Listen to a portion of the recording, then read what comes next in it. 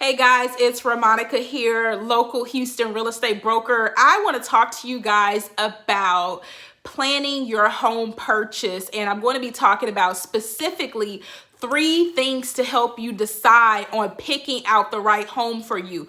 As a real estate professional, a lot of times when I'm working with buyers, they have a very difficult time of trying to decide which property is the right fit for them. So I'm going to walk you through 3 things that you can do and help you better decide how to pick the property out that you want so that you will not be stuck in the process of buying a home. The very first thing that you want to do when you are planning to buy a home is you want to plan and review your finances. This is the number one things that throw a lot of home buyers off, is because they're concerned about the mortgage payment, concerned about the tax rate, concerned about the HOA fees, and they really don't know what to expect, concerned about the utility costs, getting the landscaping and everything done.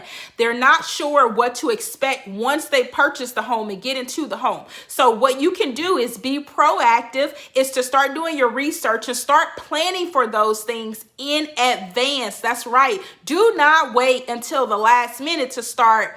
In the last minute, I mean, being under contract. Do not wait until the last minute and start deciding, okay, how am I going to pay for all of this? You want to do that up front. You want to be as proactive as possible and take a good look at your financing.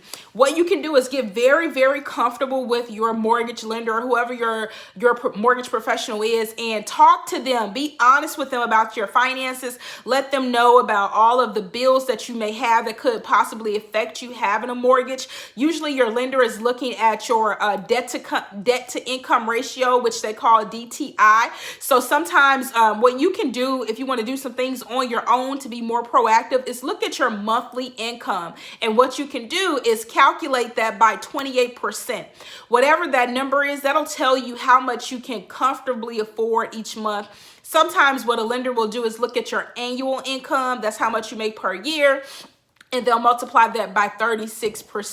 And that'll give you a good idea of like how much house you can afford. So those are some things that you want to do. Take a look at your financing. Look at the tax rates in the area. Look at the HOA fees in the area. Sometimes there is so much going on online where you can actually figure out how much your monthly electric bill will be and things like that. So that way you can get a really good grasp on what the cost will be. So then that way, when you're looking at the houses, that's not one thing that's deterring you from buying a house. I will tell you this, the way that mortgages are structured nowadays, it's very rare. It's highly unlikely. Nothing is impossible. So of course I don't want to use that term, but it's highly unlikely that you are going to get into a home that you cannot afford, because we don't have the same criteria that we used to have back in the day.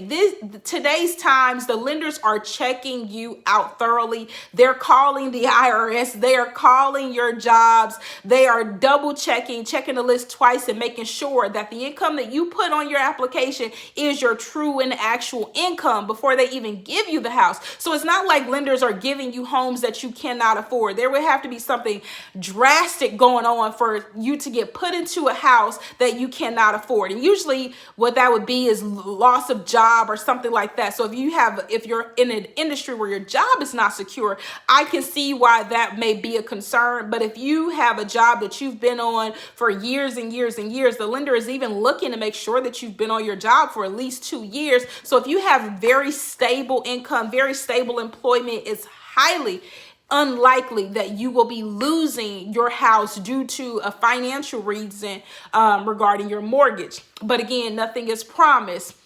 And the number 2 thing that you want to think about is sorry about that, y'all, got an itch, but you want to think about the features that are in the house. So it's really important that you set your expectations for what you are looking for.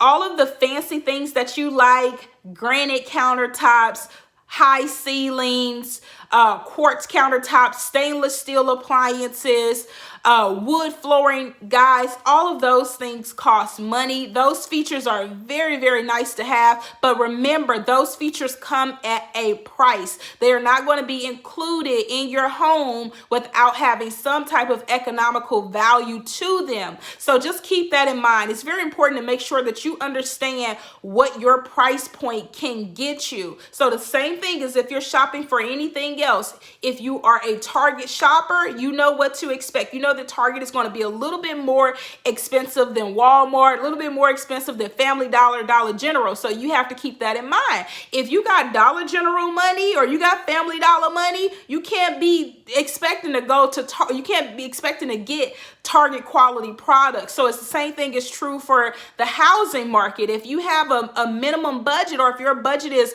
below what the market is saying, you can't expect to be able to get a house that is at full market value when your financial budget or your approval does not indicate that. So just make sure that you are aware and talk to your real estate professional about the market so that you can know what to realistically expect for your price range. That's going to be super duper important. And then the last thing I want to talk to you about is location. So you always hear in real estate, location, location, location. Location is super duper important because location determines everything. In most areas across the USA, and it's especially true here in the Houston area, the closer you are inside the loop is what we call it, or the closest you are inside the beltway or city limits, in most areas, the more expensive houses are going to be. So you're going to pay a premium for location. You're closer to downtown, you're closer to city center, you're closer to the Galleria area. The closer you get to the medical center, the closer you get to those major city core, city centers, the more expensive housing is going to be. So you must keep that in mind. And also the same is true in the reverse. The further you go out, once you start going outside of the Beltway, once you start going out to Katy, Sugarland, Missouri City, Pearland, Humble, Texas, Channelview, Baytown, the more inexpensive housing becomes. It's typically more affordable in those areas because you are further away from the major city cores. So that's something to keep in mind. You have to think about your location. Your location determines everything. Another thing that you want to keep in mind is, where do you work? Remember, if you live in a major city like Houston, you want to keep in mind your commute. You want to make sure that you're traveling within 20 to 30, well, 20 minutes is kind of, that might be pushing it for the Houston area, but 30 to 45 minutes from wherever you work. That's going to be something that's very, very important to you. So you want to make sure that if that's important to you. Some people don't mind traveling an hour, 2 hours for work because they can use the extra time to listen to podcasts or listen to music in the car. But if you know that you want to be home for dinner or happy hour, you want to be within 30 to 45 minutes, it's important that you search for a place that is within a certain distance or a good commute from your work or from your job. So just to recap on the things that you want to look at when you are deciding on if a home is a great fit for you. Number one is going to be, does it meet your financial parameters? Can you actually afford the house? So you want to make sure that you plan your finances. Number two is going to be your features. What all does the home include? Do you need a lot of cabinet space? Do you prefer granite countertops? Can you afford to get all of those things? Will you have to compromise, or do you need to be a little bit flexible to get some of the key things that you want in the house? So features is very important. And then lastly is going to be your location. Where do you need to be? You have to narrow down a location. Some of these cities are too large for you to have the ideology that you can live anywhere. In Houston, I can live anywhere is absolutely true. You absolutely can live anywhere, but what is going to be the most comfortable